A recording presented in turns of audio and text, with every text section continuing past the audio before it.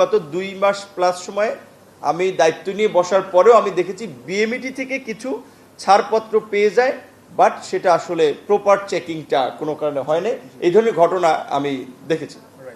আমরা এটা নিয়ে আলোচনা করেছি মন্ত্রী পর্যায়ে। আমাদের এখানে যেহেতু যারা ইনভলভ তাদের সহ এখানে নিউ সচিব অ্যাপয়েন্টেড হচ্ছে কিছুদিন আগে, আমরা এটা বন্ধ করতে চাই। তারপর আমাদের যে ওয়েজানার্স বোর্ডের ডিজি উনি তো এখানে আছেন, বিএমইটির ডিজিও নতুন হয়েছে, ওনাদেরকে আমরা পরিষ্কারভাবে বলেছি যে এই দায় এবং এই অপবাদ আমরা নিতে চাই না। আপনি বলছেন যে আমরা একটা ইয়ং মানুষ, আমাদেরকে তো রাজনীতি করতে হবে, হ্যাঁ, সো সামনে তো আবার জনগণের কাতারে দাঁড়াতে হবে। তখন তো জনগণ বলবে ভাই তুমি দায়িত্ব ছিলে, ওই একই কাজ হয়েছে। তো আগে বিএমইটির রেগুলার যে কার্ড আপনার সব কিছু কমপ্লিট করার পরেও ওখান থেকে বের করতে 5,000, 7,000, 10,000 টাকা দিতে হয়, এখনো টুকটাক হচ্ছে। তাহলে এটা তো আমাদের দায়। যদি আমরা বলি যে আমরা জানি না বা আমরা বন্ধ করতে পারতেছি না, তাহলে তো সেটা ব্যর্থতা। যদি না পারি তাহলে আমাদের এখান থেকে সরে যাওয়া উচিত। এবং অবশ্যই যেটা আমরা প্রথমে তো একটু বুঝতে হয় আসলে এইখানের কাজটা কি, সেটাই আমরা যদি মনে করি যে আমি ব্যর্থ হচ্ছি, তাহলে ওই বিনয়ের সাথে প্রধানমন্ত্রীকে আমি বলে দেবো যে আপনাকে ধন্যবাদ, আপনার প্রতি কৃতজ্ঞ, আমাকে একটা দায়িত্ব দিয়েছিলেন, কিন্তু এখানে থেকে আমি কাজ করতে পারছি যদি আমরা না করি। এটা আমি ইতিমধ্যে মনে স্থির করেছি, আমি সমস্যাগুলো ফাইন্ড আউট করেছি এবং আমি এটা জনপ্রশাসন আমাদের যে আপনার প্রতিমন্ত্রী ওনাকে বলেছিলাম, আমার ব্যক্তিগত কোনো চয়েস নেই যে এই কর্মকর্তাকে আমার এই জায়গায় দিতে হবে।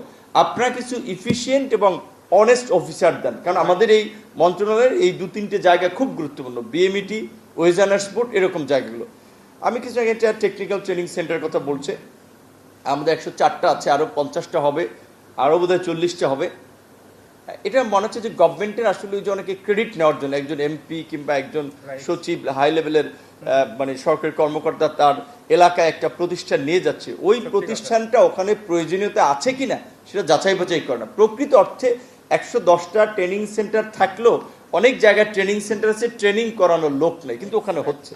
আবার এই যে সংসদ অধিবেশন হয়েছে, আমাদের অনেক এমপি ডিউ লেটার পাঠিয়েছেন, কিন্তু প্রকৃত অর্থে এগুলো যদি যাচাই করা হয় তার ওখানে এই ট্রেনিং সেন্টারের দরকার নাই, কারণ উপজেলা পর্যায়ে এত লোক এই ট্রেনিং সেন্টারে ট্রেনিং করার মতো লোক নাই।